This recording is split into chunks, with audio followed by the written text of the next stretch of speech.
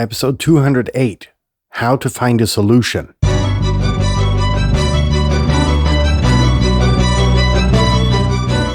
You're listening to the very best podcast in the world on health, wealth, and happiness.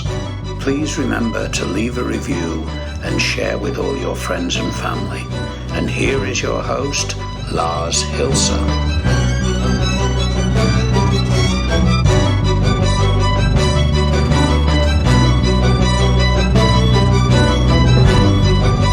What day is it today? I have no idea. Timeless at the very best podcast in the world, your only source in the universe for personal supremacy through health, wealth, and happiness.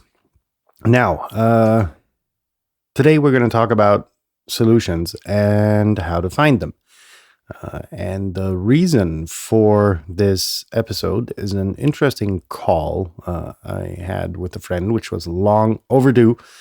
And we inevitably got to the Rona, and one of the main reasons, or, well, not one of the main reasons, but one of the most common denominators that was involved in those people hospitalized and those who died of the Rona. Now, that we got that covered, what's next? Oh, yeah, housekeeping. The housekeeping segment. Views my own, yada, yada, yada. Sharing is caring. Very important aspect. People share these episodes. Not necessarily because you like them. You know, you can find them crappy. Thing is,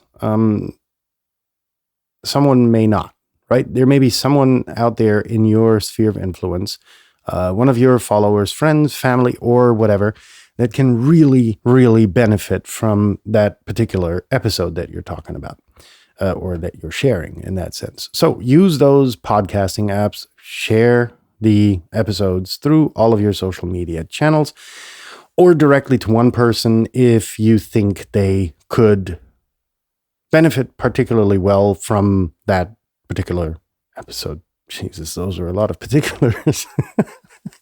That being said, the call we had, like I said, was long overdue. A friend I hadn't spoken with in a while.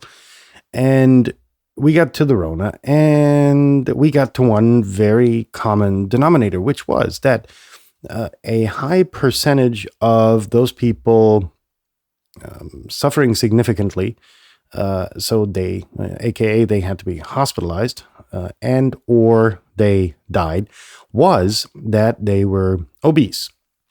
And so luckily I was able to steer the conversation away from the Rona, because I'm pretty freaking tired of the mass hysteria caused by the mass media, who are pretty much diminishing every scientific principle. Yes, you're going to argue, but it's the media.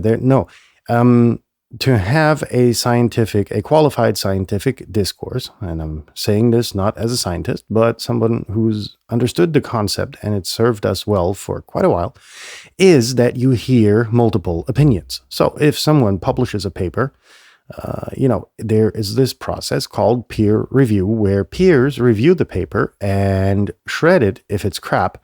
And if they don't, it gets published, right? And if you only have one opinion, and this one opinion is, steered in a certain direction, that's not science. Period. End of discussion. If you are, of another opinion, read it again, look up on Wikipedia science, and you will kind of get the jizz of the concept that's behind it. The jizz, I don't know, jizz, no idea, but you'll get it then.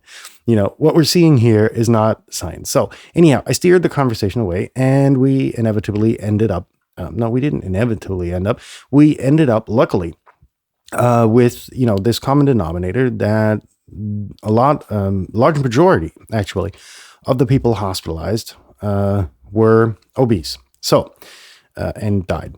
They were obese to morbidly obese, and if you look at that, interesting things start to happen. You kind of think about obese people and that is one of our societal, what do you want to call it? I don't know, developments. In the Western world, you see an awfully large crowd of people who are overweight. Now, I am no exception, but my BMI, my body mass index, isn't in the red zone. It's still in the slightly orange zone, so slightly elevated. I feel well. I feel good. My immune system is definitely up to the challenge because I have a rather healthy diet when I am attended. When that is not the case, my cardiovascular disease risks rises significantly because I tend to eat the good food if I'm left unattended. Not entirely, but, I have a tooth for all of the good stuff.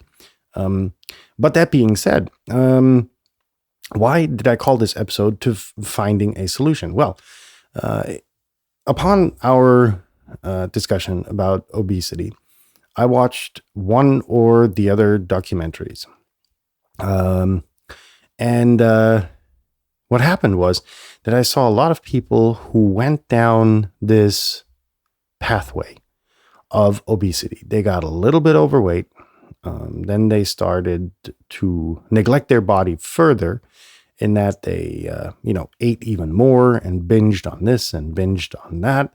And they didn't change their diet. They didn't include exercise into their daily routine. And pretty much everything went downhill because of the overweight. They were really putting a lot of stress on their bone structure, right? The muscles were kind of going away because there was no training taking place. And so a lot of the muscle mass was replaced by, well, not replaced, but you know what I mean? Rather than there being strong and healthy muscles, there was more fat that the body had to carry around. And anyhow, what I saw in these documentaries was this downward spiral that started to develop for these people that were affected. And we, in this call, got to the point of fat shaming. And I said, wow, is it fat shaming when you actually tell someone that they're overweight? It's a fact, right? And I'm quite certain that millions and millions and millions of people, despite the fact that they attempt to blame their obesity on physical health issues, and I'm not certain about that. I think for a lot of people, it's a lack of discipline and getting their shit together and really pulling themselves out of the hellhole with, their friends or their family or whatever. So I think, it's not about shaming, actually. I think it's about increasing the awareness. And now that we're at the point of awareness, we can be talking about solutions, right? So taking a step back from this obesity issue, which was just basically a trigger or an intro, every downward spiral that anyone goes down, be it depression, be it, we did a very detailed episodes on signs to watch out for, like precursors of depression.